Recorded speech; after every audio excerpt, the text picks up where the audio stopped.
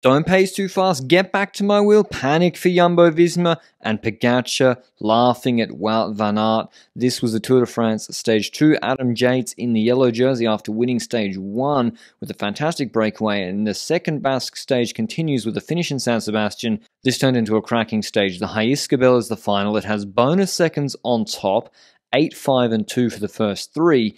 And this is harder than it looks, 209 Ks. Hilly and uphill all day. Yates brothers in the green and yellow jersey, but Yates' dog with the yellow jersey, that Samoyed stole the show. Who would try jumping the break though? And it was Pedersen and Trek. They already decided it was too hard for them. And here you see UAE saying, Ineos, no, you're not allowed on the breakaway. I think it was Kwiatkowski. So UAE already setting the stall out saying they're intending to chase. They didn't want to break too big. Trentin marked that move with Pedersen. So the move that did go was Paulus, Cavagna, Bosenhagen. Is allowed by UAE because it's only 3 guys, but it's 3 strong riders. Well, there was some bluffing here about who would pace, and then they came in the front. There was some disquiet about who or how they would chase this breakaway. Soler saying to Bjerg, come on, just chill out a little bit, let the gap grow. But Bjerg probably saying, you actually don't want to let the gap just go to 6 minutes and then have to chase too hard to pull it back, and you should start riding immediately because no one's going to counter. Pogacar and Yates sort of laughing. Stekelangen, he pegs it at about 4:30, then Trentin's back at the car talking to Machin, presumably about what to do. And so the gap went about up to 5 minutes was the closest, and UAE decided to use the climbs to close the gap to make the race hard for everybody. Then on the descents and flat, it ballooned back to 4:30, and lost a minute back. And why are they chasing? And that's because of those bonus seconds for Pogacar on top of Jaizkibel to beat Vingegaard in the sprint. And I think they just thought they could win the stage with Pogacar if they made it difficult enough, because it's a difficult stage, and if he gets people to cooperate with him, who knows? And the breakaway with Paulus in it in the KOM jersey, it's a tough one to bring back. But it started raining a little bit through these towns. Thankfully, no major, huge pile-ups. Cavagna was dropped. Bosenhagen actually very strong today, and Paulus needed him to get as deep as he did in the stage. And then suddenly Trentin's crash. We never saw how. Bjerg saying, guys, we got to keep going because we can't just stop for wait for Trentin, who is a minute back, because Paulus isn't going to stop and wait, and he's got Bosenhagen tugging him along. And then Vingegaard, he has a mechanical here. You see him sliding back in the overhead shot. I think it must have been a slow flat because he goes to the back of the bunch and keeps pedaling for a while. Then there's a crash on the left-hand side. Maxim van Hils goes down hard and maybe Felix Gold's caught up. Vingegaard then stops on the right-hand side, and he was waiting for the car to come up. But now the medical car is in the way, obviously, to attend to Maxim van Hils, and the Jumbo car is trying to burst through, I presume, to change the wheel or to fix the mechanical of Vingegaard. So these stages can go from seemingly a status quo and tranquil to very stressed. UAE kind of let the foot off the gas because the gap goes to 2 minutes. They didn't have to because they were already pacing.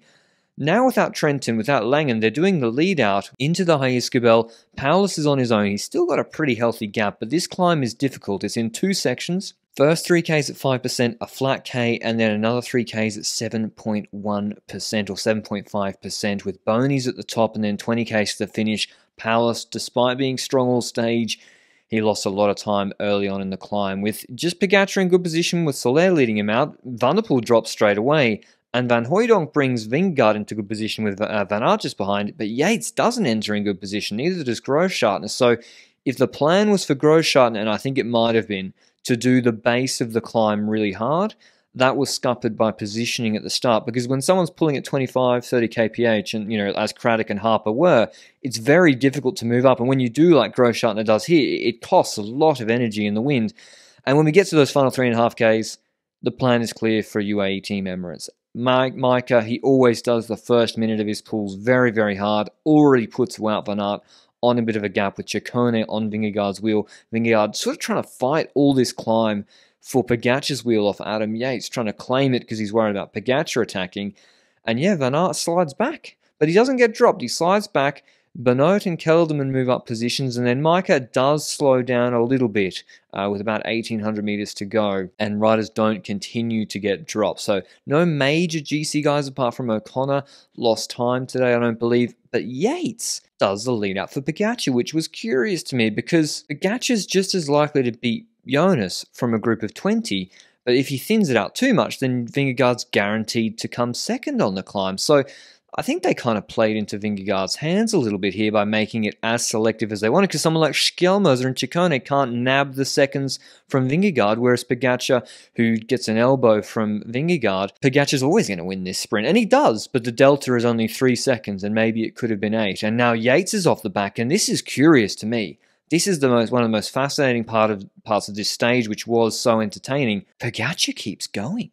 Flicks Vingegaard, who says no, who then goes to the radio to say, actually, Yates is off the back. Pogacar's willing to ride with Yates off the back, but he doesn't relay because he's got Wout van Aert behind in that larger group coming back with Kelderman, Benoit, and a whole host of other riders like Pidcock, and it's Bilbao actually attacking as he sees Pogacar and Vingegaard about to get caught. And he's going to push the issue on this descent, Pello Bilbao, the best descender in the world. He's the best descender in the world. I've never seen him just about make any mistakes. He's incredibly aerodynamic. He's gapping Wout van Aert, who's a good descender in his own right, and pedaling hard on this descent. Yes, the moto's in front, but Bilbao, he is the best descender in the world.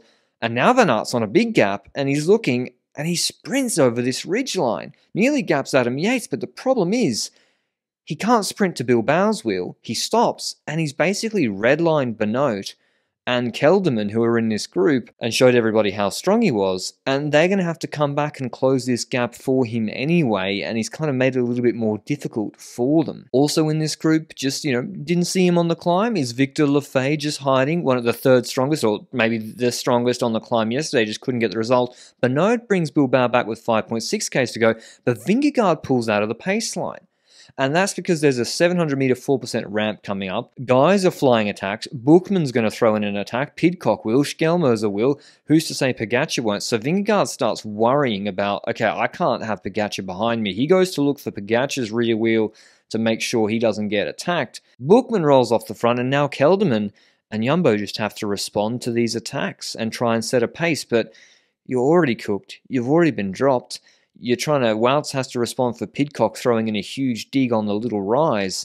And when Lafay throws in the big haymaker with 1k to go, Kelderman hesitates and can't respond, with Victor Lafay breaking the Cofidis multi-decade drought in the Tour de France, one of the best French riders, and I think he's still got a lot of room to develop, as he showed at this Tour de France. Wins the stage, huge for him. Vingegaard upset for Wout van Aert, but no one more upset than the Belgian, who's frustrated coming second, throws his bid on, and Pogacar regales Adam Yates with the story, laughing at Wout van Aert for his reaction after the stage. So drama. Should Jonas have pulled with Pogacar? Should Jonas have chased after Victor Lafay? Victor Lafay is the star of this Grand Depart, the breakout rider ahead of Van Aert, Pogacar, Pidcock, Bilbao, Schelmoser, who I think got relegated actually, then Woods, who's been good the last 2 stages, Bardet, Turns, and Hindley rounding out the top 10. O'Connor lost some more time, I think about 40 seconds. Hope you enjoyed the video, and I'll see you with the recap of stage 3 tomorrow. Ciao.